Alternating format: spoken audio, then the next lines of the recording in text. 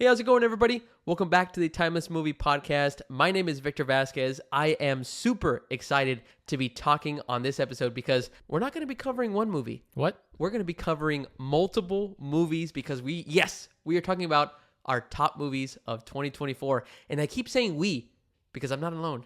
I got the man. I got Mr. Hat, Omar Vasquez. Mr. Hat? It's because you collect hats, man. Mr. Every 5? But there's no number on this episode. That's right. So, technically, I can come out. Loophole. Love it. Mr. Earl, thanks so much for joining me, man. I've told you so many times.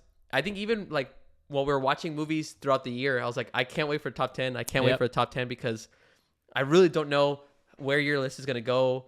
I've been kind of formulating my list. So again, guys, me and Omar are going to be running through our top movies of 2024. And this is the most movies we've ever watched in a year. It has. Like, because in 2023, movies were like still kind of very slowly coming back. And so we saw a couple, but as soon as you got your A-list, we started watching. I think, Omar, we got an email from AMC saying that we went to go watch like 50 movies this year. So like almost once a week. So it's incredible, man. But I had a great time this year in the movies, Omar. And I know that we're going to have a great time here talking about our favorite movies of 2024. I do want to make it clear, this is not the definitive list of these are the best movies of 2024. Again, this is just our list. What me and Omar enjoyed. There's a bunch of movies that we didn't get to see. We didn't get to see September 5.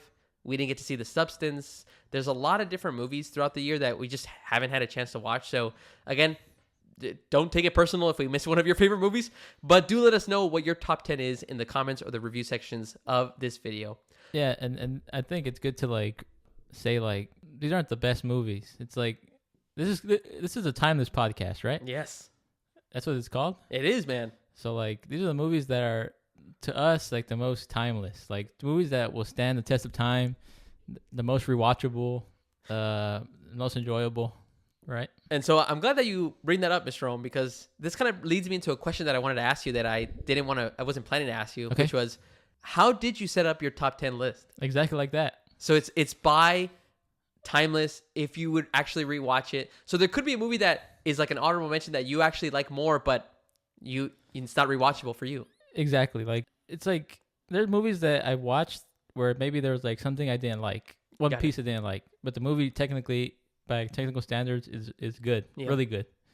But I didn't put it on my top 10 because like if I rewatch it again, I'm always focused on I don't like that. Yeah. So in my top 10 is movies where I never had a thought where I was like, I don't like this. Yep. It's a movie from beginning to end. I'm fully locked in. This is like enjoyable from start to finish. I love it. Can I tell you my thought process? Yeah. My thought process was I built my top 10 list based on how Omar described it. It's something that I would definitely 100% either rewatch. It's timeless for me. Things that I enjoyed all the way through. But what I included in my top 10 list was also things that I experienced at the theater that were incredible. So like a theater experience, because most of these movies that I've watched were at AMC and watching it there. And so I kind of added a couple movies that I was just so blown away of how it just kind of really kind of engulfed me in the experience that I have to add it because it was just such an incredible experience. So there's a couple of those, but for the most part, I curated my list to basically say like these are definite movies that I would want to rewatch either with friends, family, by myself in the future. On the same page. Mr. Rome, how about like the process like that? Because you were telling me a little bit beforehand, but can you detail us? Like you said that you chose these 10 movies that you were for sure, and then what did you do afterwards after you chose those 10 movies that you liked? So I started with just choosing the movies that I'd like the most. Yeah. And then narrowed it down to like 20. And from those 20, there's a few movies where I was like, okay, these for sure are going to be in the top 10. I don't know what order, but they for sure have to be. Yeah. And after that, I was left with 9. And there was one that was like between like 4 or 5 movies. I couldn't decide what to put in the top 10. And that was the hardest part. Yeah. But that's where I had to resort to what's the most rewatchable? What was the most enjoyable? Mm-hmm. And after that was the really, really hard part. Organizing the top 10. Yeah. And that was a mixture of which one I thought maybe was the best movie, but also the most rewatchable. Mm-hmm. And also, like you said, the best experience. The experience also was a big part of it. Yeah. Because sometimes you'll watch a movie just to get that feeling again. Yes. So that's how I got my top 10. What about you? Yeah, same way. Like I told Omar a little bit before we started that I had a notes list of the movies that we were watching, and I kind of just started putting like, just to kind of get my head thinking earlier on, and like, okay, which movies, like where does it land? Does this one hold up that we watched earlier in the year compared to some of the newer ones that we're watching? And so I kind of started the same way, where I just started kind of putting on a list, like, here's all the movies that I've seen. Where does it kind of in my head as of this moment land? And then as we started getting closer to the end of the year, when we watched, Nosferatu, A Complete Unknown, is really where I started building through, okay, these are the definite ones that I've called out as timeless on the podcast. So these, where are these going to rank in? So that's where I had the struggle is for the ones that I've said that were timeless, where do they land on, 1 through 10? So I kind of struggled with that kind of part. To me, Mr. Rome, 10 through 6 was the hardest part. For me, 5 through 1 was easy. Like organizing that level of it. 10 to 6, kicking out one of the movies to 11, 12, that's where I struggled, I think, the most building this list. And that was hard. That's how I kind of process it in my mind to build the list. Yeah, I think same. Well, let's do it, Mr. Rome. I'm freaking excited. If you're ready, man, let's go. Let's do it. Before we jump into the top 10s, though, I do want to call out, Mr. Rome, we never like to be mean, We don't want to be messed up to directors or to actors and anything like that. But nothing in life is perfect. Mm-hmm. There are things that end up disappointing us, and there's things that maybe we didn't enjoy as much as maybe our anticipation was. So I want to throw it to you, Mr. Rome. Before we jump into our favorite top 10 movies of 2024, were there any movies that you were really hyped on or excited for, and they kind of just disappointed you at the end? There are a few. Oh, man. And these aren't bad movies, just movies that I was disappointed with. Yeah. Because I was expecting more, Yep. Gladiator 2. Yeah. I was expecting that movie to be as good as Gladiator 1. Yep. Joker 2. Yeah. I was on board with the musical part. Yeah. That's not the part that turned me off. Like that was what I wanted more of. Mm-hmm. I think it should have been more of a musical. Go in a complete different direction. I think that would have worked. I remember you saying after we left the movie theater watching Joker 2, you're like, just commit all the way. Go all in. Yeah, man, go full on. Why not? It's a story about an insane person. Like, what does it matter if the story is like not normal? Yeah. Like, it makes sense if it's a musical. It's like, what the hell is happening? Well, this guy's insane, so it makes sense. But Moana 2. Oh yeah, we didn't even review that one. We were like, that was like around the range of like episode 100, and we are like, maybe we should talk about something else. How about Christmas? What are some of yours? Mine, well, you saved yourself from this one. Ghostbusters Frozen Empire. I asked Omar, you want to come join me and watch this one? And he's like, no. And he just straight up rejected me. So I was like, you know what? I'm going to go by myself. I enjoyed Ghostbusters Afterlife. I watched the classic 1984 Ghostbusters and some of the other, sequels as well. I went in. Paul Rudd has always been cool to me like that, and all these different characters. The movie was just like, midway through, I was like, man, this isn't hitting like that. And my mind was already thinking of like, because we had seen a couple movies, like Dune already. We had seen Bob Marley. We'd seen Tenet, like it had re-released. So we were on a roll, of like movies that I was enjoying. And this one would just hit, and I'm like, oh man, this one, it didn't deliver what I was expecting. And that's unfortunate, because if you watch Ghostbusters Afterlife ever, that one was actually pretty good. And I was like, okay, they're ramping up to something, and it just didn't land. Argyle. I was excited because of the cast. Like, you had all these, like, Bryce Dallas Howard, Henry Cavill, you had John Cena, and I don't know, after we started watching it, something happened where, like, at one point, the concept of the movie was very interesting, because you're playing, like, okay, you're following Bryce Dallas Howard's character, and then you're following Henry Cavill, who's, like, a book character, and it seems like their stories are kind of playing at the same time, and then, I don't know, something happens where the film just kind of drops off of a hill, and then yeah, they're trying to do too much. Yeah, they filled too much into the third act, too many twists and turns. I was like, too long, too. Yeah, it didn't work. Another one, Mr. Rome, not that it disappointed me, but I think I was disappointed that I didn't love it more, and it was The Fall Guy. Yeah. I like Ryan Gosling. Emily Blunt is awesome and hilarious. She comes out in one of my favorite movies, Edge of Tomorrow. Mm-hmm. So them two together, I was like, oh, hell yeah. Like, let's go. Like, and it's about stunt doubles. So like more about the movies, and the movie aspect I really enjoyed, but I don't know. The story, like, it just didn't work. It was confusing at times. Like, there were certain things that happened in scenes. I'm like, how does that make sense? Or like, how does that help the story go along? I was like, yeah, the story was not good. Yeah. It's like, that was unfortunate. So those are just a few of those. Again, unfortunate that I put Fall Guy on like disappointing. if I know Omar doesn't listen to too many movie podcasts, but I do, Mr. Om. A lot of people actually really enjoyed The Fall Guy way more than we did, and so I was like, oh man, like okay, like did I miss something? But after thinking back to it, I was like, nah, it just didn't work with me, Yeah. So, all right, well, Mr. Om, thanks for kind of throwing some of those disappointing movies out there. Now let's get to the good stuff, man. Let's go. Let's talk about the top 10 movies of 2024. You're the guest. I want you to. You're going to be best for last. I want you to kind of throw out your list last. So, Mr. Om, if you don't mind, I'll jump into my Let's go, man. top 10s. Let's not stand on ceremony here. How we're going to do this, guys, just to kind of give everybody, if you're first time listening, we're going to go through 10 through 6. So I'll go through my number 10 through 6 movies. Omar will go through his 10 through 6 movies. We'll talk about it a little bit, and then we'll kind of discuss and have a good kind of, discussion around what we enjoyed or maybe what we disagree on or agree on about these movies. So, Mr. Om, without further ado, 2024. You have a soundboard? No, I wish I did. Didn't we make an agreement to get that one by episode by 100? the awards? Yeah, it didn't happen. All right. Mr. Om, number 10, top movie for me. I'm actually excited for this. I'm excited, dude. Let me see. Number 10, Anora. All right. I enjoyed this movie so much, and this is again where it was a struggle because it was on the brink of honorable mention, top 10, could be 9. And again, it just more and more movies kind of came out that kind of moved it around. But I thought it was the second funniest movie of 2024. There's another movie that I'm going to be talking about later. I don't know if you'll be talking about it, but this is the second funniest movie of the year for me. Something about a movie when it can kind of flip my expectations. Anora starts off as just follows the character of Mikey Madison plays Annie. She's a sex worker, and she's going through and she feels like she's falling in love.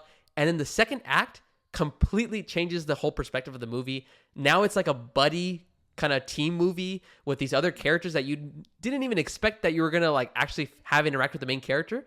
And it just completely changes everything. And to me, Omar, even though it's number 10, the second act of that movie, Anora, is probably one of my favorites of all these movies. Yeah. It completely just ups the energy of what's going on. I'm laughing at every single interaction, facial expression, joke that they're throwing out there. It's just so funny. And so it's weird. It's that whole everything works during that scene. Every single thing, nothing's wasted. When they're all four together. It's crazy. It's everything they did was funny. And you know what's even crazier is that they make you connect with those four characters. Annie because she's the main protagonist, but the other three characters, you know nothing about them, and yet you're connected. And by the end, you're like, yeah, you like this team, you like this group of people together. You want to see more of it. Exactly. So Anora was my 10th favorite movie.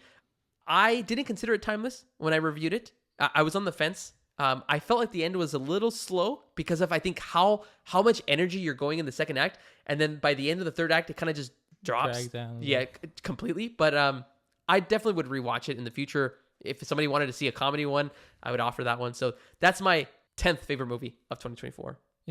That's the only movie this year where I had a revelation where I was not how I felt about the movie, but why a character acted a certain way.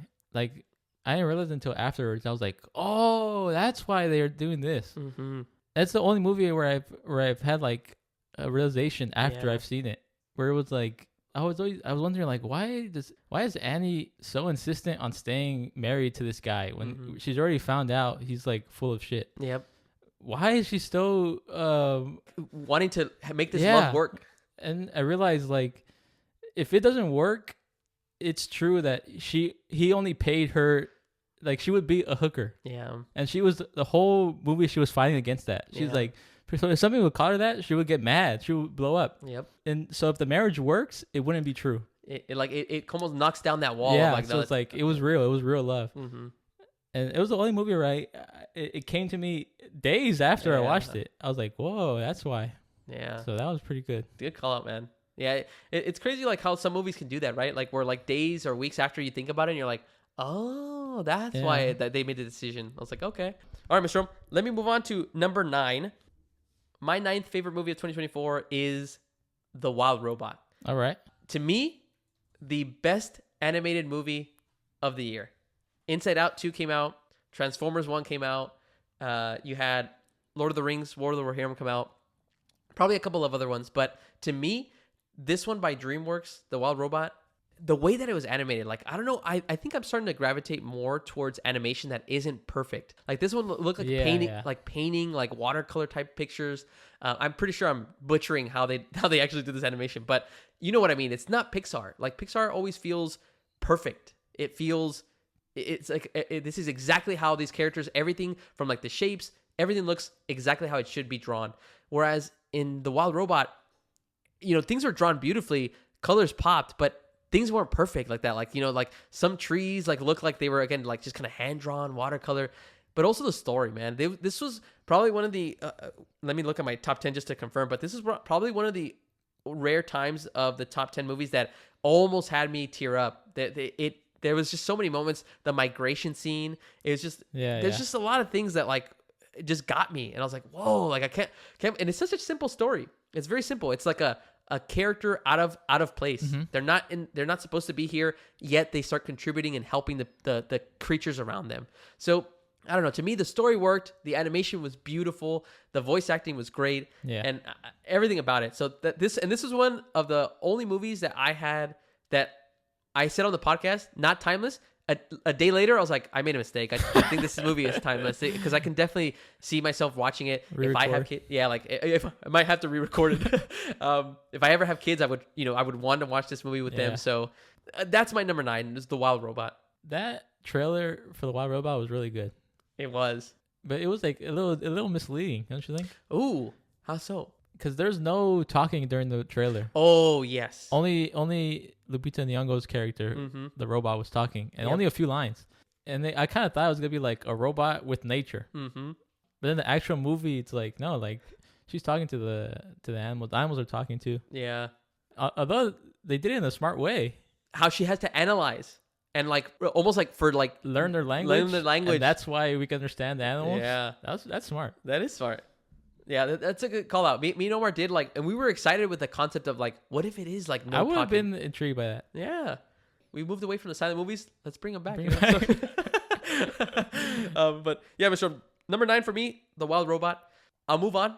Number 8, you did not see this movie with me because this is a Netflix movie. What? I added this one because I thought it was so good, and it's called Rebel Ridge. Rebel Ridge is, my goodness. From an action perspective, Omar, one of the best ones. This is definitely Netflix's best movie that they've ever come out with. That's probably hyperbole. There's probably other movies that they've come out with that may have like stood out, but I mean, I stand on that opinion. I mean, as of now, I will. I mean, dude, everything about it was the story like makes sense. They open up these can of worms, and then they're able to like wrap them up and close those threads of like what they set up. I love when a story does that, when like it sets something up and you're questioning. Like one of my tropes, Omar, in an action movie is there's two characters. They're in a building, and then they're able to get or steal whatever they need to, and then one character decides, I have to go back. I gotta get something. Yeah. And it's like a trope of like, something's gonna happen to this character. That happens in this movie, but how they do it is so smart. Like there's a reason why they need to go back.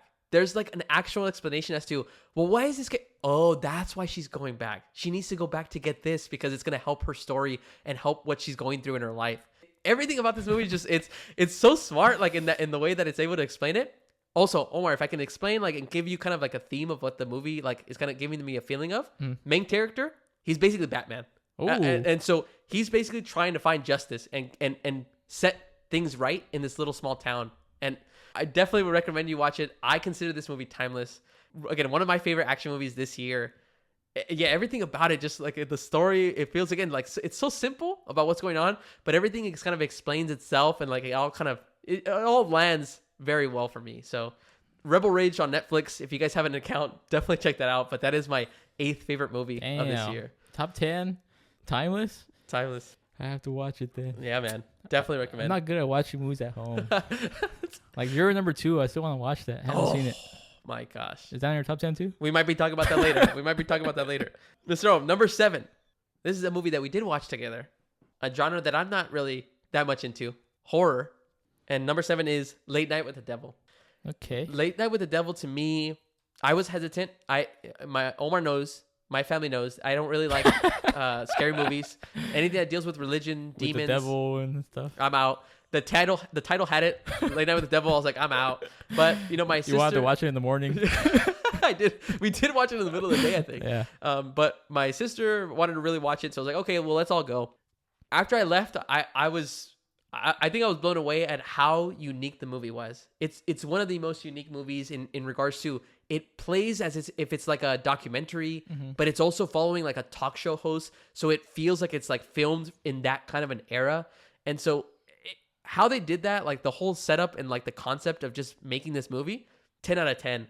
It's definitely the most unique movie of this year. Like, and that's why I had to include it. And even though, again, apart from it being a horror, it had a good story. It had something that actually kept me engaged. Yes, are there ridiculous things that happen? Yeah, of course. There's like, there's possessions. There's different things that happen like when they're on the talk show host. But everything about it, like how different things played out, how they faked out the crowd in one scene, like making it seem like something was coming out of somebody's head. I was like, everything about this movie worked from like that standpoint. And so I really appreciate it. And actually, this movie opened up my mind in regards to, okay, well, I should probably give horror a chance. I should give more of these movies because I'm always thinking of horror like where the story's pretty much going to be lackluster in like prior horror movies. Really, they're there to kind of give you anxiety, kind of scare you. But lately, at least this year, we've seen a lot of movies where like they kind of make you think a little bit more. They kind of throw something at you that is like a curveball. I'm like, okay, yeah, I really enjoyed that piece. And this movie was just top notch. Everything about like how they designed that film. Again, I'm just going to call it out again. The documentary kind of style and the way that it makes you feel like you're watching him on TV, but you're at a theater. And like, it just works. And I think it was originally intended for like a streaming site, wasn't it? It was, yeah. I don't know which site, but it was intended until they actually released it in theaters. And you could believe this being like a streaming or straight to streaming movie because it's like so unique. Like where there's like black bars the whole movie. Yes. And then it's like it looks grainy. Yeah. But it works, Yep. Like you could put that in a theater and it worked. Mr. Rome, last one before I pass it over to you. All right. Number 6 is Civil War. Civil War this is the one that I was telling you a little bit about how I built my list. I didn't consider Civil War timeless when I reviewed it and after I watched it, but the theater experience alone, I think, is what blew me away. Like this movie was like every single scene like that. My mind again never wandered. You're probably going to hear that when you hear episode 105 about Nosferatu, where sometimes it's too slow and it feels like it wanders. There's times in this movie where it feels like it kind of slows down, but I'm never not interested. Right. There's times where the characters are just in the back of a car, just chilling, waiting for them to then move on to the next place that they need to go in their trip to Washington, D.C. Always captured my attention. The shutters of the camera, the sound effects of that. Oh man, the way that it focused on the journalism piece of it. Omar, like I listened to a lot of different podcasts and a lot of people felt like they wanted to know which side was right, which side was wrong. No. That's the reason why I loved it, is that irregardless, it doesn't matter whose side. All that matters is like, well, you're trying to capture an event that's happening in human history. And like, you're seeing how hard it is from like a journalistic perspective to capture these moments and how you almost have to be numb to what's going on. No, that's like definitely the point of the movie. Yeah. You can even think about the ending. It's like a morally gray job. Yeah. And that's the point. You don't know if it's right or wrong. Mm-hmm. They don't even know if it's right or wrong. But it doesn't matter. Yeah. Yeah. That's my number 6 movie. Again, Civil War. The theater experience was like incredible. My girlfriend Liz, she actually kind of after the movie, she was like on edge. She was like, "Oh man, this is like rough to watch." And me and Omar were like, that was amazing. It was one of the most realistic in general movies. Yeah. Was specifically like the war aspect. Yes. That felt like at the top of my mind, a realistic war movie would be like Saving Private Ryan. Yeah. I think this movie's up there with that. Mm-hmm. Where like the gunshots feel real. They feel impactful. They feel scary. Dude, bombs going off. Like everything just felt authentic. Like, oh man, it's just, I enjoyed it. So that's my number 6. Mr. Rome, I've done enough rambling. All right. I am excited for your 10 through 6, my friend. Ready? I'm ready, man. Okay. You know what's another thing we didn't even talk about? Sorry, What? Before I interrupted you, is that we didn't even talk about how many we're going to have in common. Oh, yeah. I said 6+ in common. And then the reason we said 6 is because last year we had 6 movies in our top 2023 Over list. under 6? I say over 6. I say under 6. Okay. I feel like our list might be a little bit different, but I see you typing over there, so I'm like, oh, okay. I'm typing your movies down. I know. I'm going to type your movies too, but Go ahead, Mr. Owen. Kick us off with number 10. All right, no anticipation. I'm gonna just say Okay. Number 10, Deadpool Wolverine. Ooh, okay. This is a movie where, like, I told you how I was making my top 10. Yes. I was like, if there's something I don't like about the movie, I just won't put it in my top 10. Yes. There's something I don't like about this movie. Really? And that's the villain. Yeah. It felt lackluster to me. Yeah. Her motivation felt lackluster. That part kills it for me. Yeah. Something else I don't like. Have you noticed like a trend in MCU movies, especially in like phase 4 and 5? Yeah. Where like movies will end with them walking down the street. Actually, that's a good Have you point. noticed that? Yeah.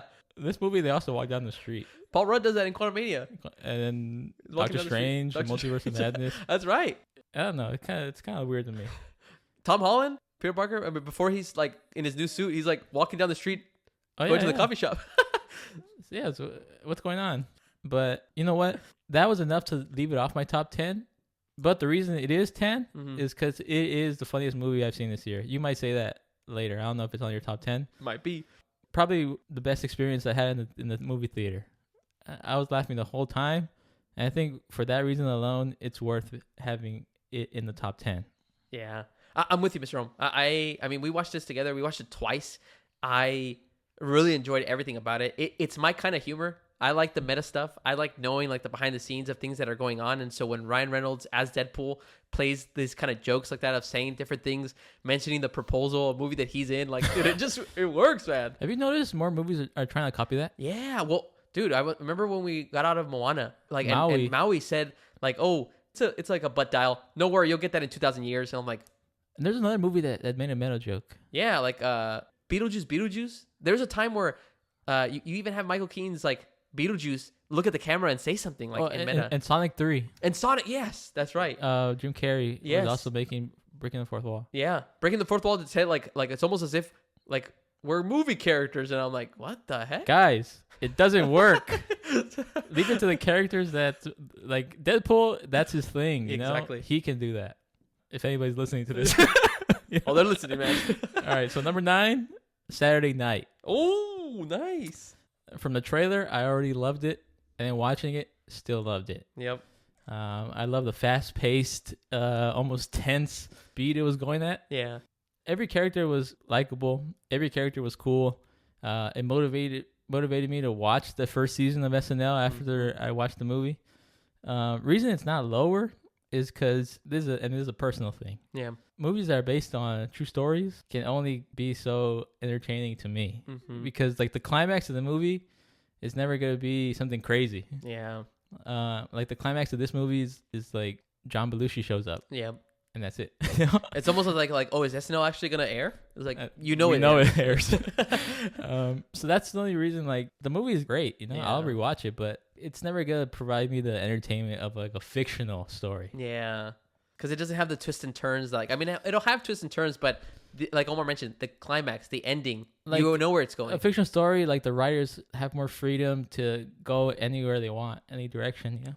Mr. Roma, if I can add for Saturday Night, I think this is probably, like you mentioned, the way that they were able to capture the pace of like how it feels to be backstage of like this a kind of show like this. I feel like they nailed it. It felt like very like authentic in regards to like how it feels like the writer's room when people are telling like you can't write this, you can't write these jokes. The feeling of like again, anxiety of what Lauren has to go through, of like being pulled in every direction of like, hey, they need you here, or they need you here, like he's having here, and he's trying to put out as many fires as possible. And I'm like, oh man, like it's that's so enjoyable because like I don't know if you've thought about this, but like I've always thought what it would be like to be on Saturday Night Live. Yep.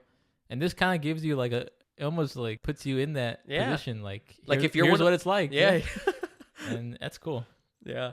Also gotta say that it's really funny too. I feel like what I liked most is that they didn't try to just make it like SNL, like if it's just a full-on comedy. I appreciated that it was more about like the struggle of like how to bring this show to life in a way. And so again, still had its funny moments, great back and forth with some characters, but I really enjoyed like the authentic feeling, the raw feeling of like being backstage. Yeah, and it makes sense. Like the story itself is not funny, but it's funny because there are funny people on the show. Exactly. So in number 8, Civil War. Oh, first crossover right here that at least we have. You've already said it all. Like it's like one of the most realistic movies I've seen.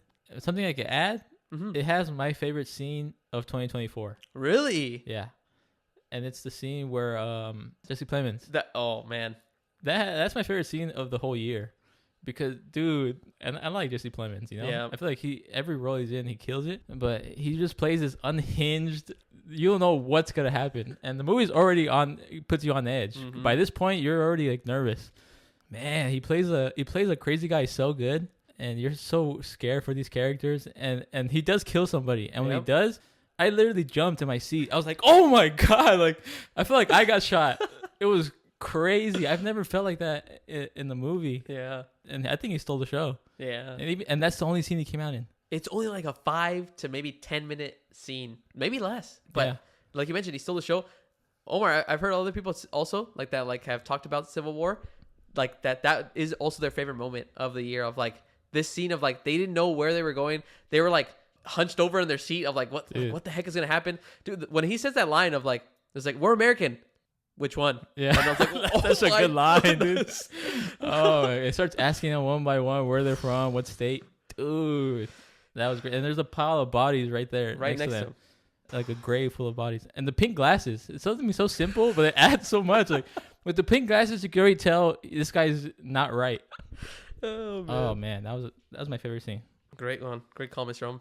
Number 7, Long Legs. This is right up my alley. Mm-hmm. I love a detective story. I love sick and twisted villains. It feels very Batman-like. Mm-hmm. This is a guy who belongs in Arkham Asylum. Yep. And he looks like it. He looks like a fucking monster. I loved everything about this. Everything looks so good. I feel like the shots look clean. The sound design was amazing. Like I don't remember when she's in her house and it's like a cabin. Yep. And like she's at her desk and everything's quiet and all you hear is like a knocking on the door. Yep. And that's not a jump scare, but it feels like a jump scare. Yep. I thought the movie was great. I love the cat and mouse chase. Yeah. I love the trope when like the villain gets caught, but that his plan's not over. Exactly. And you know what? Like there's like a satanic, religious aspect to it. Don't tell me that. You watched it with me. I know. And like I've heard people that not like that, but I personally like that because like the movie itself kind of felt like it was like Silence of the Lambs. And for me, like if I want to rewatch it and I want to watch a movie that type, I would just watch Silence of the Lambs. Mm-hmm. But since this adds something different, there's like a satanic thing. There's like a demon involved. That makes it different enough to where like, oh, maybe I want to watch Long Legs. Yeah. Because it doesn't give me, like, maybe Silence of the Lambs doesn't give me what Long Legs does. So I think that was a pro. So that's my number 7. I like that one. Yeah, Mr. Omar, if I can add anything to Long Legs, I think you kind of called out a little bit of it, but the way that they framed the shots, like every character was always almost like in the middle of every shot, but like it made you feel almost like claustrophobic in a way, because like you mentioned, when the main character was in their desk in their office, it just felt like something was watching her. Yeah, something was uneasy. there. Yeah, and since the beginning, like whenever she's sitting in the back of or she's sitting with their partner. Mm-hmm. Just the way the camera is, like, it's so symmetrical, but it makes it feel uneasy. And then one thing I kind of want to bring back, we talked about Nosferatu last episode, but I liked what they did for Long Legs in this movie, which is don't show his full face. And then when you show him for like a second and then move the camera, like keep the anticipation going. That's maybe something that like in Nosferatu, like what they could have done, like to kind of keep that feeling of like, what the hell is this creature? I thought they nailed it in Long Legs for Nicolas Cage's character. I agree. And it's so unique too, because like, let's say Nosferatu, they hide him by putting them in shadows, and that's a little more normal. Like you can understand that, but this one, like in Long Legs, it's like a weird shot. We've never seen a shot like that before, or maybe we have. I don't remember. It's their torso, a character's torso, and that just the weird shot makes it feel more uneasy because it's like, why is it like this? You know? Can I say that one of the things that I really loved about Long Legs is the flashbacks? Is that when they would go through a flashback, it would be like almost like a very small film. And they would just let the audience know, like, okay, we're going back in time. We're going back to a different character's background. I really enjoyed that. Like, I don't know why. Like, I really enjoyed when they do flashbacks, making it easy for me to understand that, like, okay, this isn't a present time. This is something else. Yeah, I like that too. Yeah. So that's my number 7. Nice, dude. And my last one is Late Night with the Devil. Oh. Now, this and Long Legs could have gone back and forth. I couldn't really decide. You know what? I'm actually surprised that you put Long Legs below Late Night with the Devil. I thought when you came out of Long Legs, I thought you were going to have it a lot higher. Now, the reason I put Late Night with the Devil lower than Long Legs is for the pure like creativity. Like you said it before. I don't want to say gimmick, but I would rewatch it just for that, just to see like, oh, just to kind of pretend like, oh, I'm watching this on my TV, you know, it's a late night show, and I just loved it for the creativity, and also like the Twilight Zone vibes. Yes, I've always loved that Twilight Zone feeling. I like that mystery, that like that knowing almost, what's gonna happen, or like where is this like. But it's not really a scary. It's more of a, I don't know how to describe it. Like uneasy, or more so like you don't know where like the story is taking you, and so you're like nothing's in control. You're not in control of the situation. I'm like, oh man. And it kind of feels like a dream. It kind of feels like real life. It feels like another dimension. So that for that reason, I put that ahead of Longlegs. Yeah, I think Omar, you nailed it. Something that I forgot to talk about when I was coming up and talking about Late Night with the Devil was the Twilight Zone feeling. Like you mentioned again, I think whenever there's like a movie that can land that with an audience, I think it just elevates it so much more. It makes it, again, more rewatchable. Something that you're like, oh, I remember the feeling that I had at the theater when I watched this. Let me see if I can recapture that in some way. And like, man, it nails it. All right, dude. Well, that's 10 through 6 right there, guys. Now we're going to change up the format a little bit. Mr. Rome, now we're going to go back and forth from 5 to 1. But also, before we get to our number ones, we'll also have some honorable mentions just to kind of see if Omar and I can kind of decipher what our number one movie is. Yes, sir. Right now, so far, tally, Omar. 2 movies so far that we have matched up on. Last year, we had 6. So we'll see. All right. Mr. Rome, I'll kick us off. Number 5 for me, Mr. Rome. This is where I mentioned 5 and 1. Easy for me to decide. Easy? Yeah, this was easy to determine. Number 5, Kingdom of the Planet of the Apes. Oh. This movie, visually, with the effects, some of the best that there was in 2024. Now, granted, they have 3 prior movies that have come out that have used these visual effects, so they've already mastered how these apes should look. Right. But not only was it the visual effects, the story. I mean, this is like one of the few movies where like immediately like, and I'm not that smart. Sometimes a film has to explain things to me to kind of figure it out. But what I figured out in this movie that I was really proud of was that of what they were playing with. They were playing with the theme of how a figure like Caesar in the original trilogy of Planet of the Apes movies, how his story could evolve and help either inspire or make a certain group of other apes evil in some way. Right. And I love that concept of here's a figure that everybody loves in a prior movie. And it happens with humans. Mm-hmm. When something gets passed down through generation to generation, how does it evolve and change? Where you have these apes that are basically, hey, look, we love Caesar, but we're going to capture everything. We're going to take control of everything like that. Like apes together strong. Exactly. Under Caesar, that means like united. Under Proximus, it's like we're taking over everything. Yep. Like we're the strongest ones. What was the quote? Apes together strong. No. Proximus's quote. What a wonderful day! There we go. Oh man, it was. I don't know. Again, that I appreciated the most. Like that to me was like, oh, that's so genius. Like that. How do you continue from having these 3 movies that people love? Again, I need to really rewatch these. But I consider Kingdom of the Planet of the Apes timeless because again, I enjoyed the themes. I enjoyed everything about like what was going on with all these new characters. Everything just worked. Like I loved it. Even if the end, I didn't really appreciate it. Right. Even though the end kind of shows hope for humanity. Me and Omar kind of talked about it. Like, I'm cool with not seeing humans in this story like that. We don't need to. This is Planet of the Apes. At this stage of the Planet of the Apes, humans should be gone. Or like how we saw early in the movie, wild humans. Yes.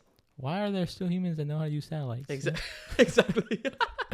So that's my number 5. Nice. And that's another one, again, apart from like Civil War, the theater experience. Dude, I was so hooked to this movie like that. I felt like I was in this world in a way. I'm like, man, this feels so out of place for where I'm living like that I completely forgot about reality. I was like, I just want to know more about this universe, know more about what's happening after Caesar. So that's my number 5. And that was a good idea to make it so many years after Caesar. Yes. Not make it too soon, you know? Like at least build up like different characters as well. Mr. Rome, all right. Passing it back to you. Number 5. This one might surprise you. Dune. Whoa. All right. Part 2. Right. Dune Part 2. Top 5. Yes. Nah, I think this movie is like, there's nothing to complain about. Mm-hmm. Except the reason it's 5 and not lower is because there's 4 movies below this Dune is the only movie out of these 5 where I did feel it was a little bit long. Really? Yeah, there's some scenes where I was like, I'm kind of getting tired. Like when the like when they're about to go to war. Yeah. Once the emperor's there and they're going to war, I was like, that scene always gets me because it's like, all right, this is a war, but we're already kind of late in the movie and the war is barely starting. Like, I'm kind of getting a little tired. Yeah. And it doesn't make me appreciate the action scenes that follow. Like when Zendaya's killing all these guys. Yep. I can't really appreciate that because I really, like, the war is just starting and we're already like how many hours in. Yeah. But then like the ending, it gets me hooked again. So for a while, it was my number 1 movie of the year. Yeah. But since then, there's movies that I've liked a little more because I feel like the pace is better. Yeah. But I mean, come on, there's no complaints about Dune.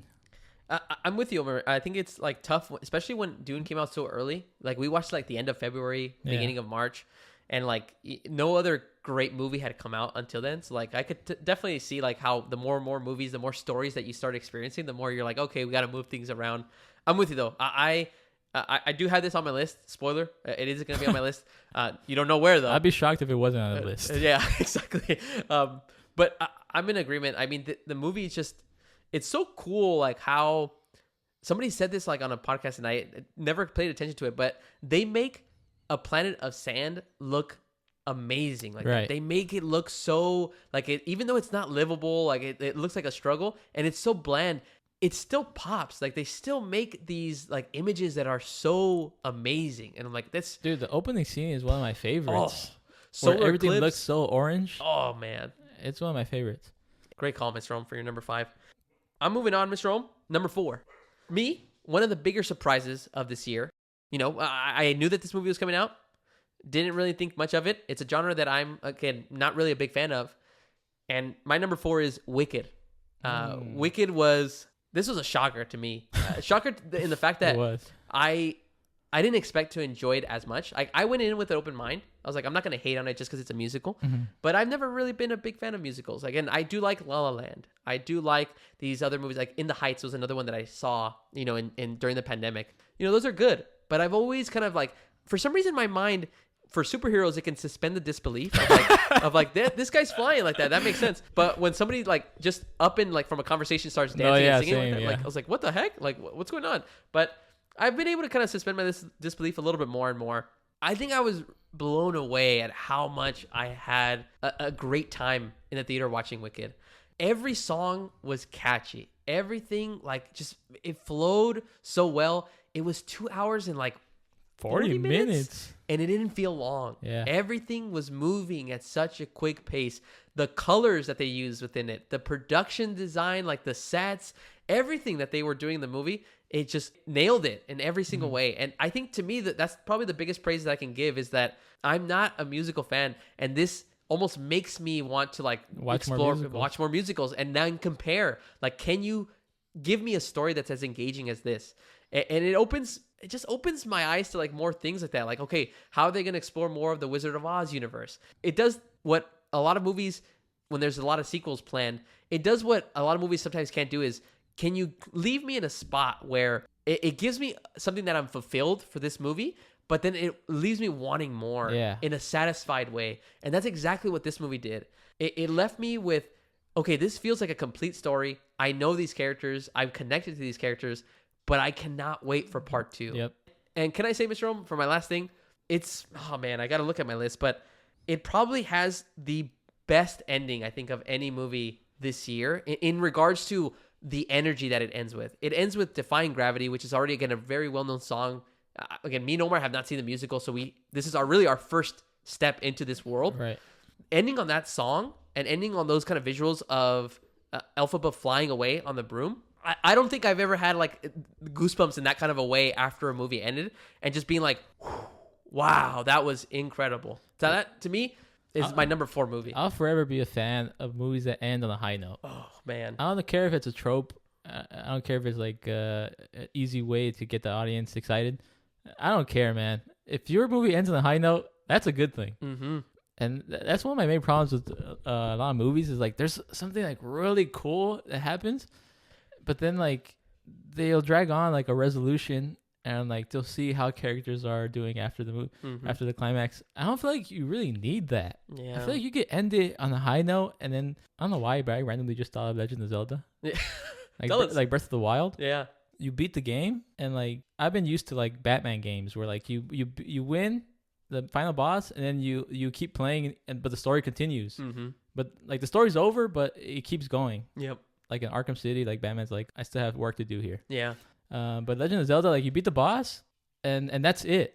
Like you keep playing, but it's like you never beat the boss. Yeah. Like the boss is still there, so you can keep fighting the boss over and over, but you never get what happens afterwards. And that just gets me more excited for the next game because I want to see what the characters have done since then. Movies should do that. Like just end, and we don't have to know what happens, but that sets up a sequel. Like we could see what happens afterwards. Or let it be the audience's imagination of what happens. They could decide you could decide what happens with the characters. Yeah, dude. But Wicked number 4, super shocking to me that it made it into my top 10 and that high too. So that is my 4th movie. Mr. Rome, pass it back over to you. All right, my 4th movie, Transformers 1. Oh man! You said your favorite animated movie was Wild Robot. This is my favorite animated movie. Yep. I feel like the trailer was garbage. Omar, we were this close to not even going to watching it. Right. And the only reason we watched it is because I started telling you, like, people are saying that it's actually really good. And I couldn't believe it. But we know the story. We know Megatron's going to turn evil. We know Optimus Prime's going to be the leader.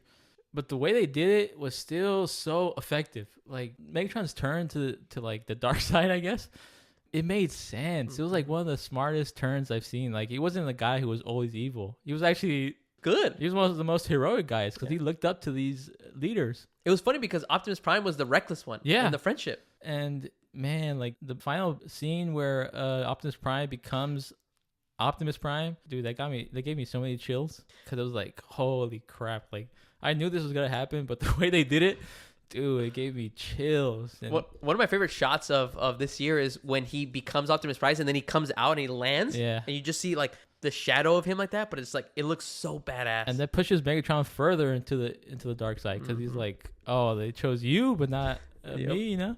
I thought the movie was incredible. Yeah, Omar, if I can only add on one thing, it was going to be the Megatron thing. I think it's crazy how you already know, like if you're like a fan of Transformers, you know like where these characters are going.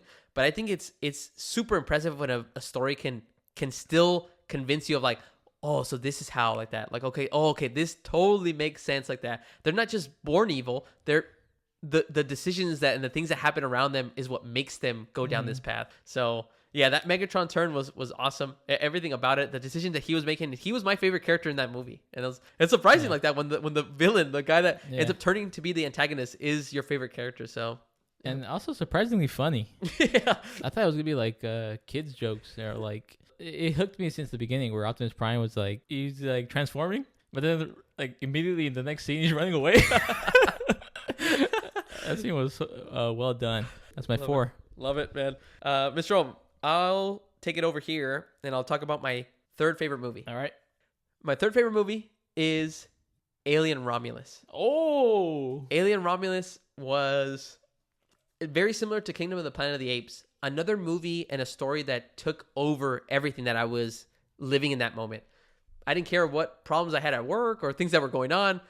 All I cared about was I was following these characters. I was following Rain. I was following Andy. I immediately from the jump, and I think this is probably the one movie I think that, apart from like other movies that might already have sequels, this is the one movie where within the first 5 to 6 minutes of this movie, I'm immediately connected to these characters. And that's super impressive when a team that makes this movie are able to kind of capture that kind of a feeling of friendship, of, you know, this connectedness.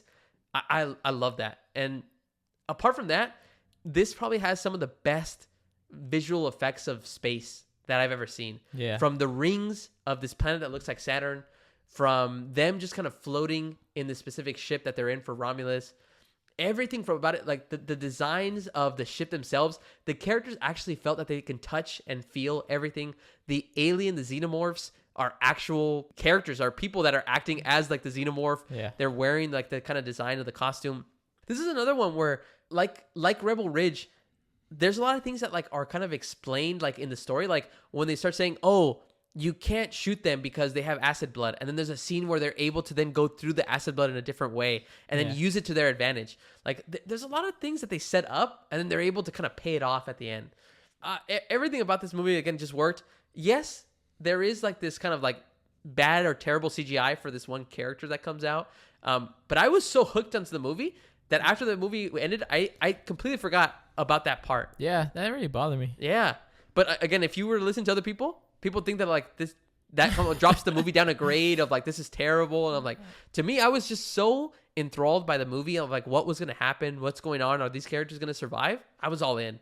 This movie was just so cool like that. And again, it makes me escape. It makes me escape the reality and feel this different world that I'm in. So Alien Romulus is my third favorite movie of 2024. I respect that. Yeah. Yeah, you're talking about the visuals, like something like the Rings of Saturn. Or not Saturn, but the rings of the planet. Yes. That looked real. That looked like actual rock they were flying into. It was crazy how they did that. Everything looked practical. Yeah. It's amazing that they're able to do that, especially. And I love that. And I kind of hope that more movies can do that. Is that, hey, go practical like that. Like, for real. Is it going to cost more? Is it going to take more time? Yeah, maybe. But it goes a long way. So, yeah. That's my third favorite movie, Mr. Rome. Nice. My third, The Bike Riders. Oh, let's go. I love this movie since I first watched it, you know? Yeah. Love the dynamic between Tom Hardy and Austin Butler. This like partnership, but like but brothers, but also like there's like Tom Hardy wanted like to be Austin Butler. It was more complex than that because like it was almost like a love, like a romantic love between both of them. Yeah. Because like Johnny wanted Benny to be the leader, and Benny didn't want to. He was like a free spirit. And then like then you had Kathy, who played Jodie Comer. It was almost like a love triangle between the three of them. Exactly. And such an enjoyable movie. Like I thought it was gonna be like a gang of bike riders. No, the first half they're like just a bunch of like friends. Guys. You know? It felt cool. It felt like you're hanging out with friends, and they're all likable. Should have got the names, man. I forgot all the names. Of who? The guy who came out of Man of Steel. Oh yeah, Michael Shannon. Michael Shannon. He was he was cool. Norman Reedus. Everybody's character was just so cool. I thought it was like a cool movie. I was gonna say that for one of my pros on that one, besides like the love triangle that they had, I think they nailed the ambiance and the feeling and the vibes of like what it would be to be part of like a family and a club of this kind of style. Yeah, it felt like you said, like you thought that it was gonna be something like rugged, but it's like they're just regular guys that just want to ride bikes and just hang out together. But they nailed that feeling. And to me, it has one of the best endings of the movies I've seen this year, where like Benny left the gang. Johnny's character is one of my favorite characters in all 2024. Like, and that scene you brought up when we talked about it last time, where he was that young guy wanted to join the gang, and then Johnny was like, "All right, but only you." And the young guy was like, "All right," and he's like, "No. You never leave your friends behind. Never." Like, oh, dude, his character was just so likable. Yeah. And to see him at the end, to see what happens to him, it's like it hurts you. Brutal. And then Benny comes back, and for the first time, Benny's like he's never showed any emotion, and he breaks down crying because Johnny's dead, and this is the first time he's ever cried. And Kathy, she foreshadowed it earlier in the movie. She was like, "My father never cried. He only cried once," and Benny's like never cried either. Yeah. And he finally cries at the end of the movie, and I personally think it's the most realistic cry I've ever seen. Yeah. In the movie, because it's like it's not a bursting out tears. I've never cried before, and I'm trying to hold it in, back. But it's coming out regardless. I've never seen a cry like that. I was like, dude, Austin Butler killed it. Yeah. Dude, I love that movie. Man, dude. Yeah. Nothing to add except for like what you mentioned, like that again, the love triangle, the things like the feelings that you get from like the performances. Again, to me, the vibe of it almost also like it felt like a documentary, because remember there was a character that was recording everything that Kathy was saying like that, and like to me also Kathy was my favorite performance, like Jodie Comer. Yeah, like she was good too. Her accent, really like everything about it. But them three, Tom Hardy, Austin Butler, and Jodie Comer, I mean, together that dynamic worked. Like, that's why it's my number 3, because it's timeless for me because of the characters. I would rewatch it over and over again to see the characters. Yeah. Like even Kathy, like just see her like Minnesota accent or like Chicago accent. It's cool. I guess would you say this is a movie that you care more about the characters and what they're going through rather than the story, right? Yeah. The story is like they're just hanging out. They're it's just a little more. through. If you think about it, it's a little more character driven. Mm-hmm. Like it's almost you're seeing what's happening like as a result to the characters, not really like what's happening to them. Nice, man. Love it. Mr. Rome, we're getting close to the top, man. Oh man, I'm gonna start off with my number 2. let's see. Second favorite movie to me was the funniest movie of the year. All right, Deadpool. I'm already writing it down. And Wolverine. I already know what you're talking about. Deadpool Wolverine was, like Omar kind of described it a little bit before. This is your number 10, right? Yeah. This is number 10. It had such high expectations. As soon as they announced that it not only was Deadpool coming back, it was part of the MCU. It was the only MCU movie of 2024, but also that you pair it with another character that everybody loves in Wolverine. That has such high expectations for you to kind of land it. And I'm like, okay, how is it going to be? Like, is it going to be changed because now it's under MCU? It's not under Fox. Like, what's going to happen? Everything worked for me in this movie from a joke perspective, from a comedy perspective, from the characters.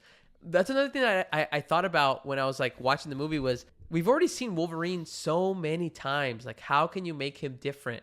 And they still were able to give him a performance. To me, one of my favorite scenes in this year of movies is Wolverine talking to Deadpool in the van. Not fighting before they fight, just having a heart-to-heart with him and making Deadpool speechless for at least 5 seconds. I was like, that scene was incredible. And that just goes to show you how great of an actor Hugh Jackman is. I think that's one of the best Wolverine scenes.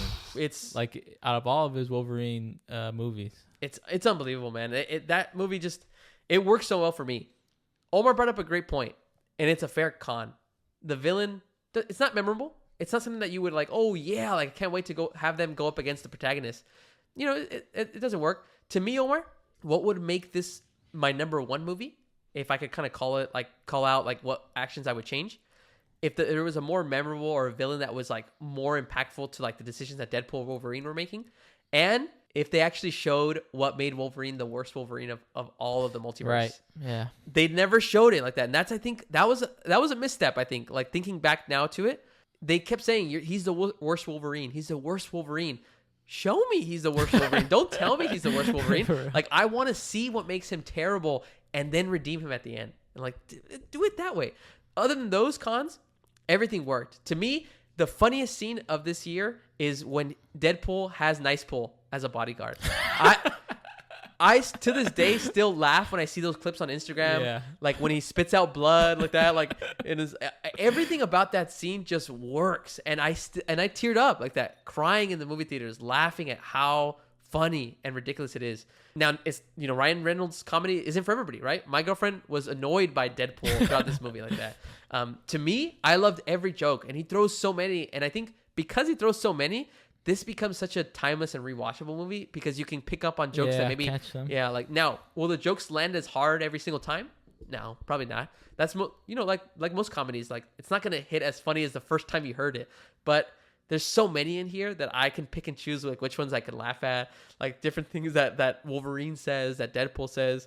The cameos, Omar, like the not even the cameos, supporting characters of Gambit. You have all these characters like Wesley Snipes' Blade. You have Elektra, X-23, all this stuff, and they actually have a big part to play in the movie. So I was like, it just works, man. Like I loved it, and I think it helped that it was the only Marvel movie this year that like it just all of solely focus was on this movie, and they landed it. So that is my second favorite movie, Deadpool and Wolverine. They did land it because before this, I was saying I made an ultimatum to myself. Yeah. I was like, if I don't like this movie, that's it. I'm off the Marvel bandwagon. Yep.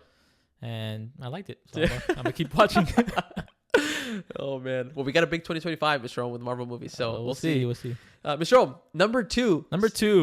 Timeless movies of the year. Conclave. Oh, let's go.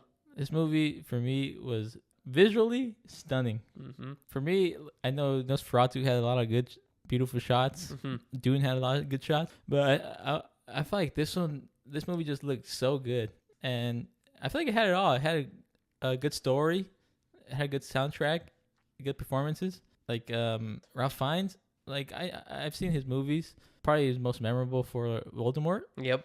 But he plays a good guy so well. Yeah. Like, this whole movie's about choosing a new pope, but since the beginning, you want it to be him. Like, he's such a likable protagonist that he's like, you put your trust in him, you know? Mm-hmm. Like, all these other guys have flaws. I kind of want it to be him. Yep. So he's one of like my favorite characters of the year. I mean, you have other characters too. Like you have Ralph Fiennes, Stanley Tucci, John Lithgow. You have so many characters like that, and like Omar mentioned, every character has like a distinct type of like a personality that like either you want to root for them to be the Pope, or you're like, this guy can't be the Pope. They're all a bit unlikable.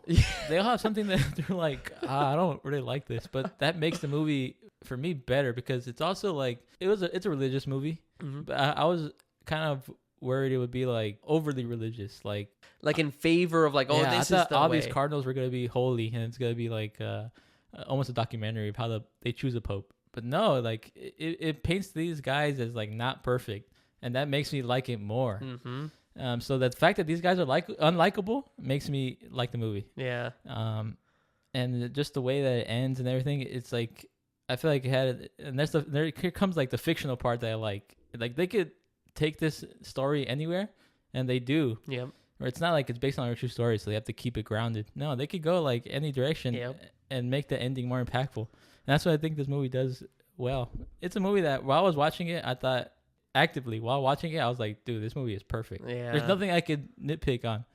And even with the distraction in the theater, I still enjoy the movie. That was the only call that I put when I reviewed it. Like eating in the back loud, like with bags and bags. Omar, he was laughing at parts that there's no funny parts. He wasn't right in the head. Like he was for sure just like there to. I don't know why he was there. Yeah, but not even that could distract me from the movie. Yeah, that's how good it was. Mr. Rome, if I could add to my enjoyment of Conclave, I think what they also kind of nailed in regards to the movie was making a movie about popes and deciding on who the new pope is going to be. A thriller, like dude, right? Like you tell somebody that like tense. You're like, oh hey, you want to watch a movie where they choose who the next pope is going to be, and you're like, no, and then you like find out how political each pope is, like that. How like okay, you can't be this guy because things that he did in the past. Can't be this guy. Okay, can't be this, and then people getting mad because one pope is getting more votes than the other. Like, and like Omar mentioned, these cardinals aren't like they're not set up as holy figures. They're set up as regular men, and that. They're just regular men and like, put in a position where like they just have a spotlight on them, and it's like, oh man, like dude, like the movie since the beginning hooks me right away because like the current pope is dead, and the way they treat it is so cold. They bounce his body on the gurney. It's like they force the rings off his fingers, and the title card comes out. It says Conclave, but the background image is the dead pope in the ambulance. Yeah. That's the title card for the movie. So it's like it sets the tone quick and it doesn't let up on like that tone. Yeah. That's what I love about it. Great number two, man. Number ones? But before we do that, honorable mentions.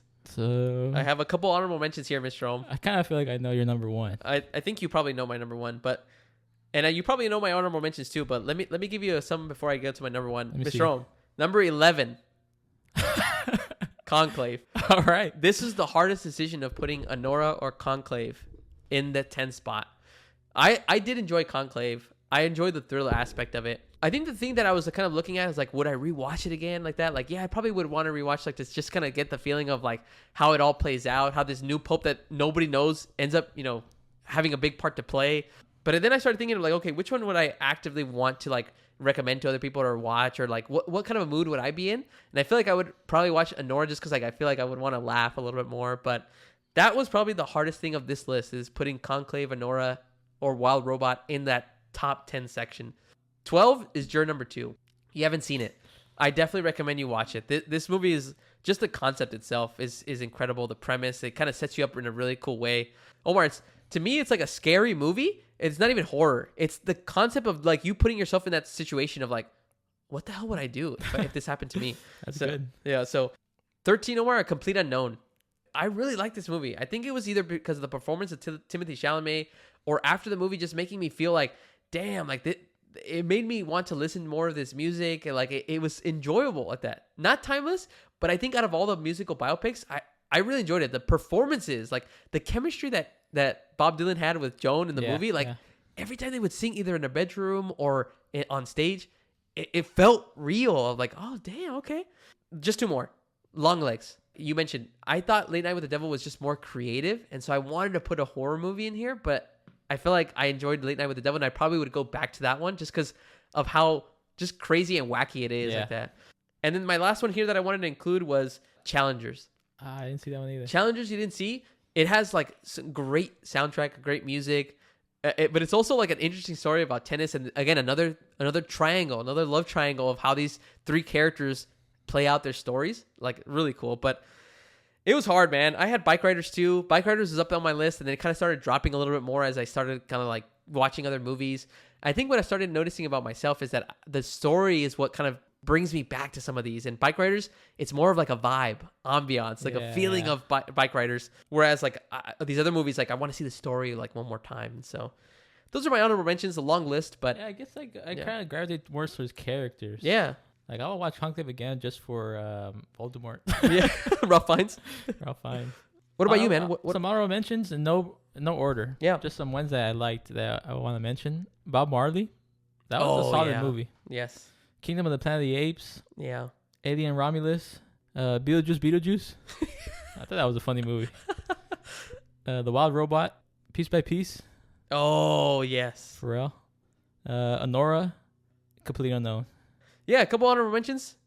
Mr. Rome, it's the main event time. Let's get down to it. I think you already know mine, which is why I think I should go first. Let's go. My favorite movie of 2024 has already been mentioned by Mr. Rome. This movie just captivated me, man. It took over everything. It came out in February. We watched it in February, March. Dune Part 2. I was really curious if this movie was going to last the whole year as my number one. Uh-huh. And I was like, okay, there's going to be a movie. And when Deadpool Wolverine came out, I was like, okay, maybe my Marvel bias will kick in and be like, yeah, this is going to be the number one. It's like, nope. Okay, Alien Romulus? Oh, man, this story. Yeah, it blew me away. Wicked. Like, I was like so in love with like the musical aspect of it and couldn't do it. This movie, Omar, like you said, I think when I did the review with you, we talked about this one. The more stories and the more movies that I watched this year, the more this one will go up because no other movie could match the feeling that I had about this movie. Like the feeling of like wanting to see Paul, like how he just went from, I don't want to be the chosen one. I don't want to be the Lasan al-Gaib. And then at the end of the movie, you're like, he's turning like that. You're seeing this turn. You're seeing a turn that like what Anakin turned to like Darth Vader, what that should have been like. That's what this is like that. This turn was incredible because I didn't read the books. I don't know what happens in the story. I was completely caught off guard of like, he's actually going to the darker side. The music of Hans Zimmer, 10 out of 10. Like Omar called it out before. The cinematography of this movie is just everything just hits. And what I can say about this movie, Omar, like what I haven't said already on the podcast before, I don't think there's been a couple of movies. No other movie has ever made me, after watching it, want to consume more of the content of like other people talking about it, of almost tempted to want to know like where could this story play out, but not want to spoil myself. It made me want to know more about this universe of Dune like that. And I think it's super special when a movie can blow you away so much that even afterwards, not only is it worth rewatching it, but you want to feel that feeling again of like, okay, what should I read or what should I watch? Or maybe I should hear this other podcast to see what their thoughts are because I was so in love with the movie. Yeah. And again, that's my little rant of Dune Part 2. But to me, again, the more I've watched movies this year, the more it's actually gone up and almost made it like near perfect. Like it's weird because it's a movie that I can keep rewatching. And to that point, like when you described like the part where you felt like it goes slow, dude, to me, like it makes so much sense. Like why? Because like you think, okay, there's going to be a long lasting war. No, dude, it catches everybody off guard. He uses the sandworms. Like everything just like fits so much. And it even bamboozles me into making me think that Paul was going to die. Yeah. It gets me to a point of like, are they really going to kill this guy? And then everything about this movie, like the performances, this movie's incredible. Warren, it worked, man. This is my favorite movie of the year. Timeless for sure. I would put it up there with like movies that you know for sure are timeless, like Star Wars, Lord of the Rings, Dune. You know, like this is huge. It's like it's a big deal. It's an event. And like the fact that there's so much more lore and like so much more content you could make from this. Yeah. And something I want to point out that I forgot. That you brought up, like the ending where like Paul Atreides, he's almost like Darth Vader. The fact that this movie is huge, right? This is like, it's going to generate a lot of money. It's going to bring in a lot of people. The fact that you're ending your movie with a big star like Timothée Chalamet, but having be evil and ending the movie like that. Mm-hmm. that's like I gotta give them props, because like I feel like any other like studio or any other like director would kind of be like, oh, it's kind of ending more positive. Mm-hmm. No, we're ending it like this. Like Paul Atreides he's evil right now. He betrayed Zendaya. We're gonna wait now until the next movie, see what happens. So I gotta give them props for that. It's incredible, man. This is and kind of like how you called out right now when you talked about Conclave. I got the feeling like in the middle of the movie watching it, I'm like, man, like I can't, like I don't want this to end, but I already know that I'm watching like an amazing experience. Like that's special when a movie can do that, like right in the middle, and you don't even know what the heck is gonna happen in the third act, and it just, oh man, everything works. But nice, I respect that. Yeah, I can't talk about it enough. Dune Part 2 is my favorite movie of 2024. But who cares about me, Mr. Rome? What is your number one movie of 2024? My number one movie, Timeless, right? Timeless. Most rewatchable movie that I want to watch over and over and over again, right? That's the point of this? That's the point, man. Movies that I want to recommend to my friends, to my family. Yep. Movies that I want more people to watch, right? Movies that I got excited for to watch in the theater, right? Yep. Movies that make me go to the theater. Yes. Right? Is that the point of this podcast? That's the point of this podcast, man. Well, then my number one movie.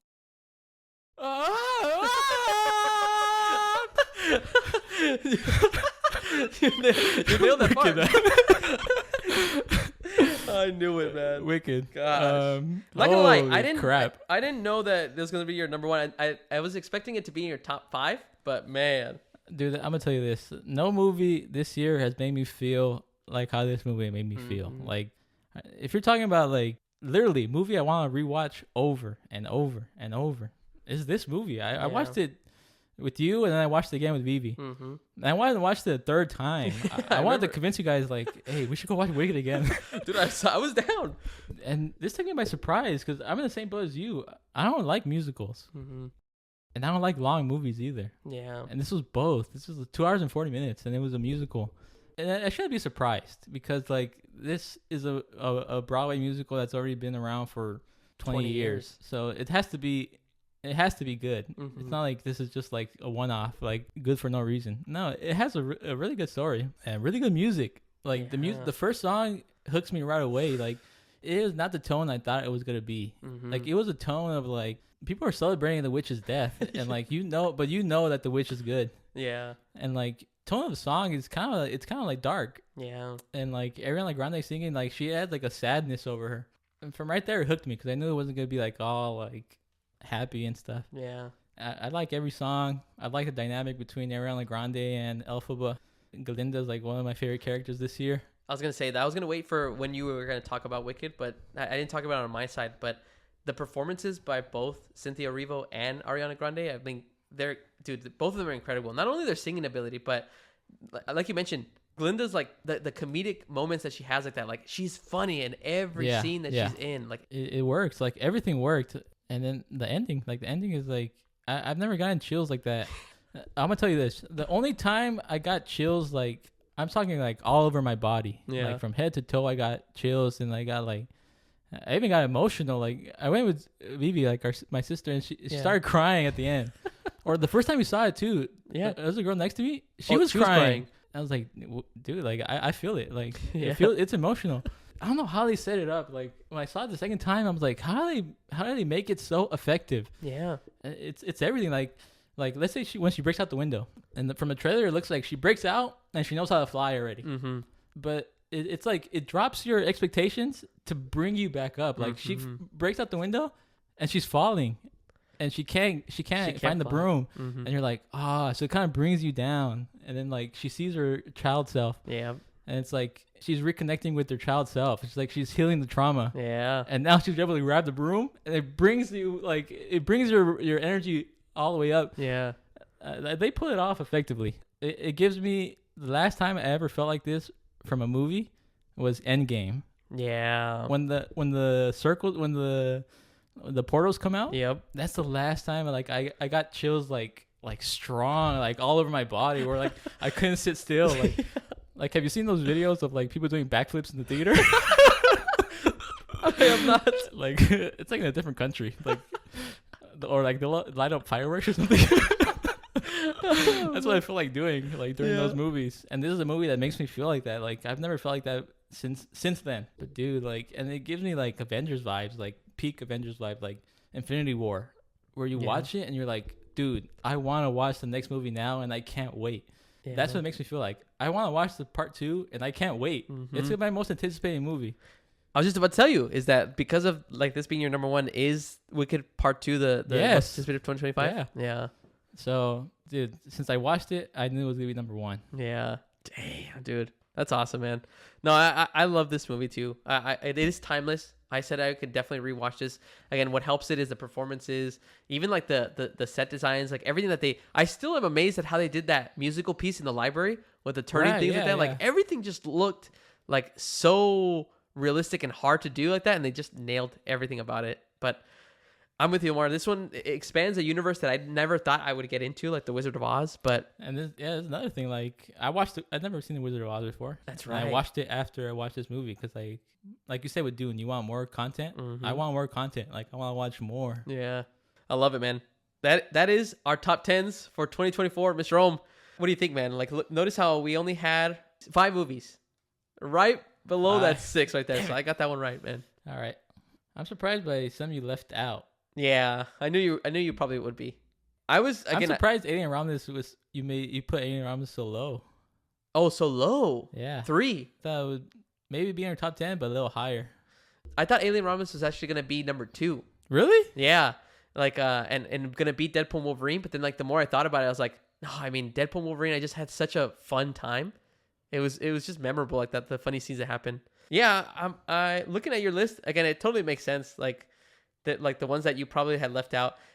If there was one on my list that I feel like probably could get like kicked out in some way, would be Kingdom of the Planet of the Apes. Only because again, I haven't seen the other 3 movies. I feel like my perspective would be completely different if I had seen the other 3 movies, and maybe that would kind of drop that one down of the list, and maybe put Conclave up there. But yeah, other than that, dude, I love it. I love the distinct list. I love things that are very different. It's a nice variety. Yeah, I love it. But like I always mention, this is not a definitive top 10 list, guys. These are just our favorite top 10 movies of 2024. Let us know what your guys' top 10 are. Put those down in the comments. Put them in the reviews. Definitely want to see if we can compare and contrast, and let's see where we agree on some of our favorite movies of 2024. Mr. Rome, overall, 2024, any kind of final thoughts like that? Things that you enjoyed out of the entire year of movies? This is the year that we've watched the most movies ever, so... Like, comparatively, I kind of feel like I like this year more than last year. Yeah, I remember you telling me that. I feel like there's, like, my top 10, I would watch any of these movies today. Yeah. Even the honorable mentions I would watch today. Mr. Rome, I appreciate you, man, talking with me about all of our favorite movies of 2024. For all of you guys that stayed and listened, thank you so much. We appreciate you guys for listening. Make sure to check out next week's episode, though, because on next episode, we're going to be talking about the Timeless Awards. What? What is that? We've never done that before. This is the first awards ceremony that we're going to have. Timeless Awards. Screw the Oscars. Screw the Golden Globes. We don't need those. Those are just looking for stories to tell, you know? Yeah. Those are looking for the best movie right now. Exactly. We're talking about things that are going to last. The best movie in 20 years. Exactly. A lifetime. So again, if you guys are interested in that, make sure to check out next episode where we're going to give out some timeless awards to our favorite things. And it's going to be some weird categories, but you'll hear about that on the next episode. So this has been the Timeless Movie Podcast with Omar and Victor Vasquez. Thank you so much, guys, for listening, and we'll talk to you guys later.